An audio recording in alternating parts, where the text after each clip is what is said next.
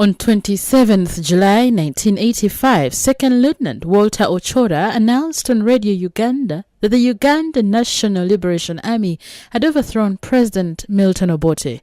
Chief of Defense Forces Lieutenant General Tito Okello became president 2 days later, rising to full general. Brigadier Basilio Okello became CDF with the rank of Lieutenant General, and Colonel Zedi Maruru was promoted brigadier to become Chief of Staff. On 2nd August 1985, the new president met leaders of Uganda's political parties, and despite losing a battle with the English language, he managed to explain why the army had ousted Obote. The language which Uganda lacked very much. I know Uganda people, they like to speak in English. But Uganda is not English.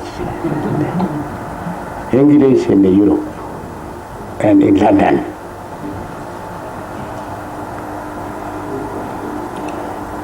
Gentlemen,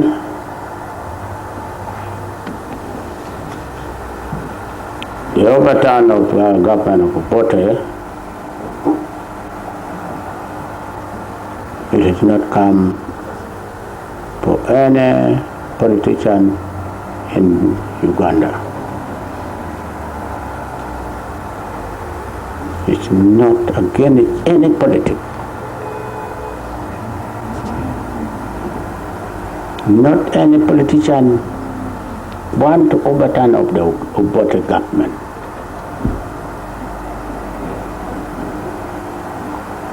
Obote himself, he organized to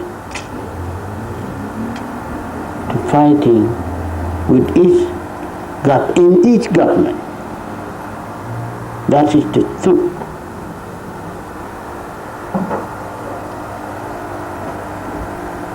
Obote try all his best to put some member of his parliament away.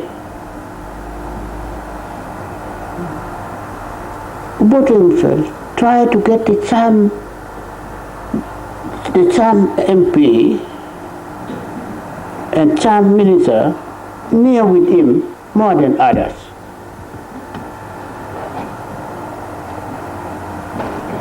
Obote is president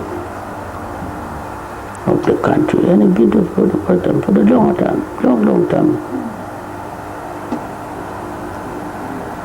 Can Obote will be in each office with the minister from the morning up to evening? What did he talk about that? What time can they do? Or do his job? Obote get a tie. I see the part of his eye. Obote get the wakashishi at his ear. After taking oath as president, General Tito Okello invited Uganda's religious leaders to explain why the army he commanded had removed the elected government of Dr. Milton Obote and his Uganda People's Congress. So thank you very much for you to leave your office to come to meet me in this afternoon. I've been calling you for this sort of meeting about the military takeover which took place on 27 July last Saturday. The people I would like to explain for you as the leader of the religion. I respect you for my art, and I'm sure I know much of you. I've been with you in a different place. I thought you might be agree with me about what I can say.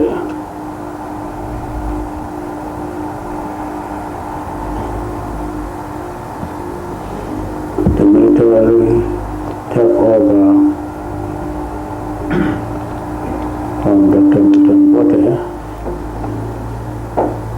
might be that some Uganda citizen or non-Uganda citizen which want to play with the newspaper can explaining something is not concerned with that. I tell you. On 2nd August 1985, General Okello launched an assault on the English language, and despite losing it, Uganda's top clerics were able to understand why the old general had decided to give marching orders to Dr. Apollo Milton Obote. In 1983, President Apollo Milton Obote granted a rare interview to Kenyan journalist Abel Ndumbu, in which he poured out his heart about the problems bedeviling his Uganda. This was at a time when many in Uganda and abroad were urging the Uganda People's Congress regime to talk peace with those rebels fighting it in the bush and those in exile. In response to these calls, President Apollo Milton Obote said, "No way." He described those opposed to him as bandits. And prominent among these bandits was Yoweri Kaguta himself and his colleagues in the National Resistance Army.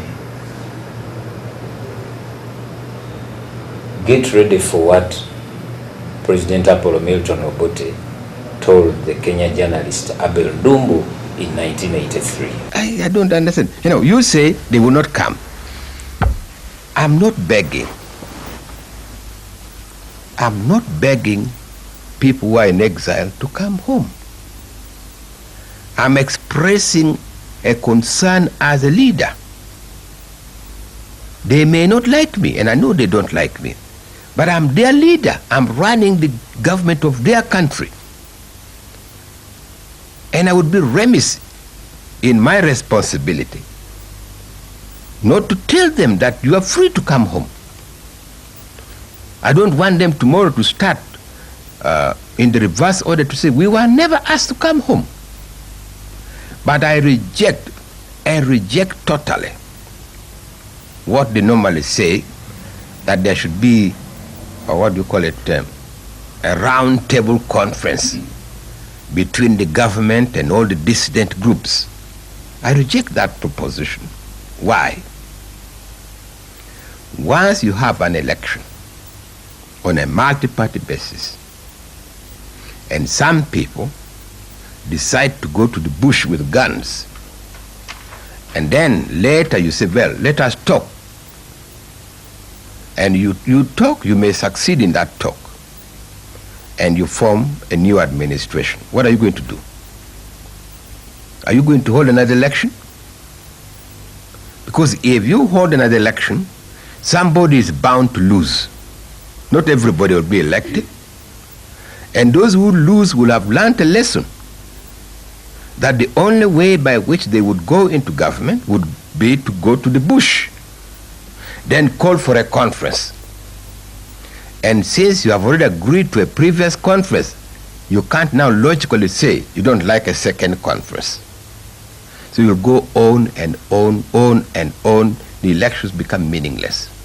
I promise these people that they come, they will be safe, like any one of us. You can't stop criminals attacking any one of us.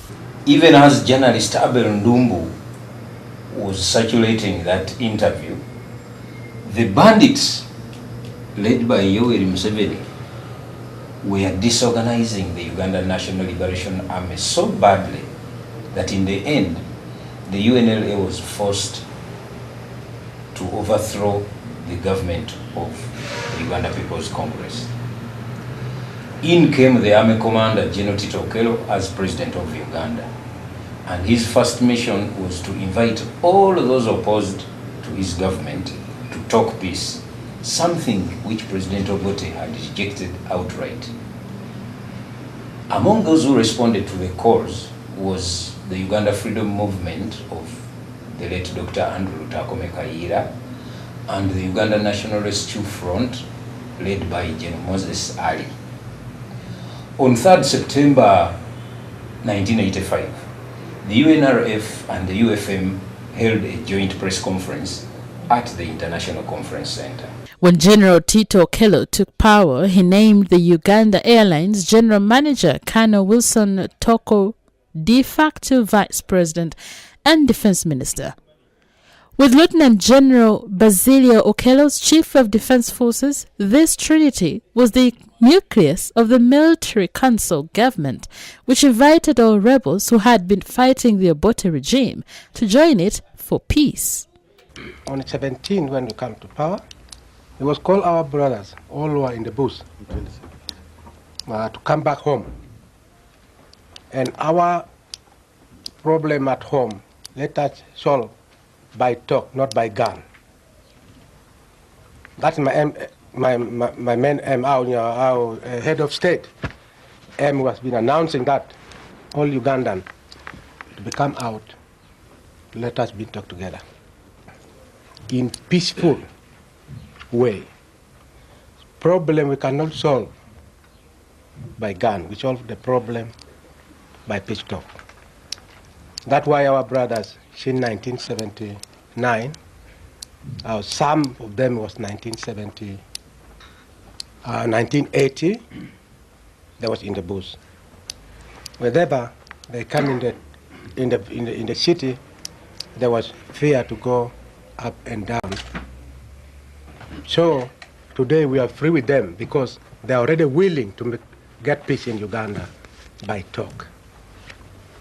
I think that's all why we have been all gathering here in this room. Maybe some of them from outside gathering here in Uganda. It was, however, a very shaky regime, and what with Kampala's rumor mill, the military government found itself preoccupied with dispelling rumors, as this September 1985 show on the government's Uganda television confirms. After the Okello generals took power, they called on Comrade Museveni, who was leading the guerrilla war against the government, to report to Kampala Central Police Station. Then they softened and invited him to join the government. Then they realized that the NRA was consolidating and getting ready for the final onslaught to capture power, so they agreed to peace talks to be chaired by Kenya's President Daniel Arap Moi in Nairobi. At the start of the peace talks, Museveni played hardball and started by rejecting the participation of people he called killers. That way, Brigadier Wilson Toko was dropped from the Okello delegation. In fact, Museveni refused to shake hands with any of Okello's officials except Paulo Kawanga Semogere, whom he reached across the wide table to greet. He ignored the other officials like Sam Kutesa, who was Okello's Attorney General. Museveni also pressurized Okello to drop Obote's Vice President and Defense Minister Paulo Mwanga as his Prime Minister and replace him with Abraham Maligo. Museveni only attended the opening of the talks, which lasted several months and kept coming in at crucial stages. Otherwise, he left the NRA delegation to be led by Mzee Samson Chiseka. Other members of Museveni's team included the brainy Abu Mayanja and Hope Chivenjere. After 4 months of tough negotiations, the two belligerents, National Resistance Army and Military Council, signed a peace agreement December 17, 1985. The agreement recognized Tito Okello as president and Yoweri Museveni as vice president, and each of the two belligerent sides would contribute half of the troops to form the new national army for Uganda. Meanwhile, the NRA continued to get ready for power. What Information Minister Dr. Michael Jokumulozi did not tell the world was that the Nairobi peace talks had actually become jokes.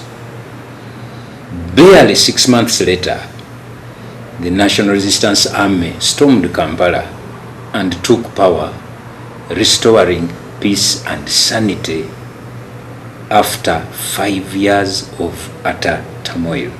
Awo mundu nuzinayoka sumululawo nayoka sumululawo mundu kwata chitawo kwata nyoko nayoka yimbula pereketya mpa kunswa pereketya bwa bukatira chijaguzo ate ez'abanyanya zo ez'abanyanya emu yasookanga negamba nti tito eneyekollo guno ogunene nga guddamu ga nti lutwa awo ne balyoka basumulula ezire ne balyoka basumulula ezaabwe baziriyo tokotoko nga mulimu n'empunyi kitugumu liralira pakwaki tokotoko kuddimwa kale noffe eyo gye twali mu ddembe jereere.